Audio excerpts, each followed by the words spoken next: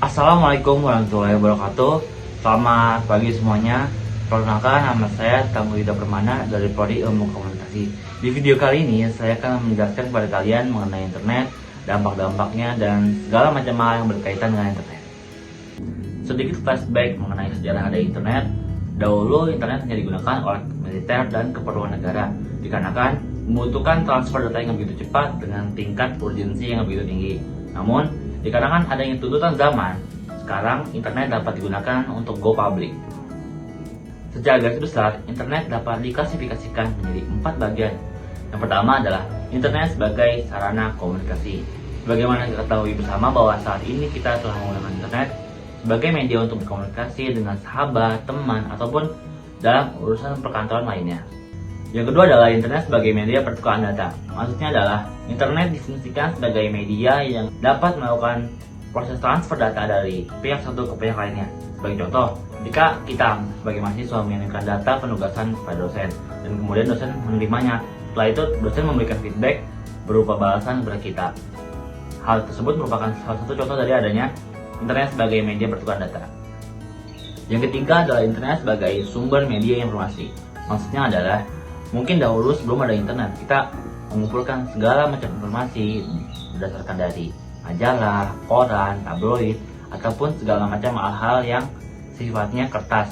Namun saat ini dengan adanya digitalisasi dan modernisasi, kita dapat mengumpulkan segala macam sumber informasi baik dari sosial media, media online, maupun platform video streaming. Yang keempat adalah internet sebagai cyberspace atau virtual world. Maksudnya adalah saat ini internet diibaratkan layaknya seperti dunia kedua, dikarenakan segala macam kegiatan seperti transaksi, berbelanja, belajar, maupun berbisnis sekalipun sudah dapat terintegrasi dengan internet. Masih ada kaitannya dengan virtual world.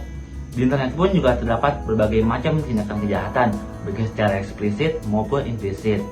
Berikut ini adalah penjelasan mengenai macam-macam tindakan kejahatan yang ada di dunia internet. Yang pertama ada hacking.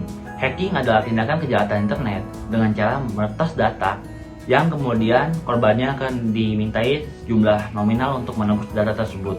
Yang kedua adalah carding. Carding adalah upaya seseorang untuk membobol kartu kredit tersebut.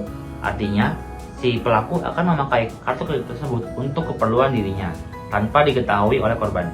Yang ketiga adalah cracking. Cracking adalah tindakan yang dilakukan seseorang dengan cara membobol lisensi agar seseorang dapat menggunakan aplikasi tersebut dengan cara gratis tetapi dengan mendapatkan fitur-fitur premium. Selanjutnya adalah pemanfaatan internet sesuai dengan kaidah dan aturan etika yang berlaku. Layaknya di dunia nyata, internet juga membutuhkan adanya etika dan tata krama. Berikut di bawah ini adalah kaidah secara umum yang harus digunakan ketika berinternet. Yang pertama adalah taat kepada standar perilaku online seperti baik, jujur, dan bertanggung jawab.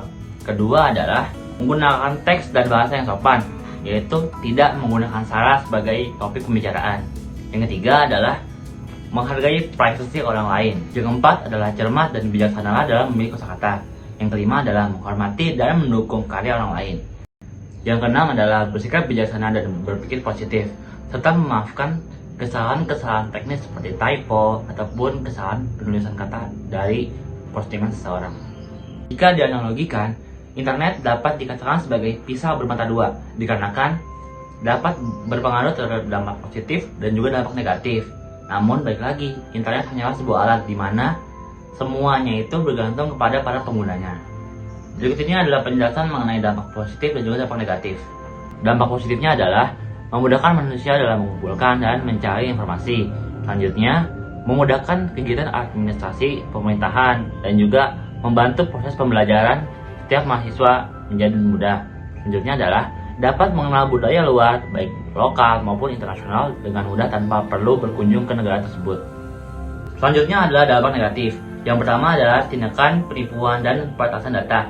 Selanjutnya ada juga tindakan fenomena antisosial dikarenakan traumatik dari adanya cyberbullying. Yang terakhir adalah munculnya gangguan dan kesehatan mental dikarenakan depresi dan juga anxiety. Upaya pencegahan dan perlindungan dalam internet.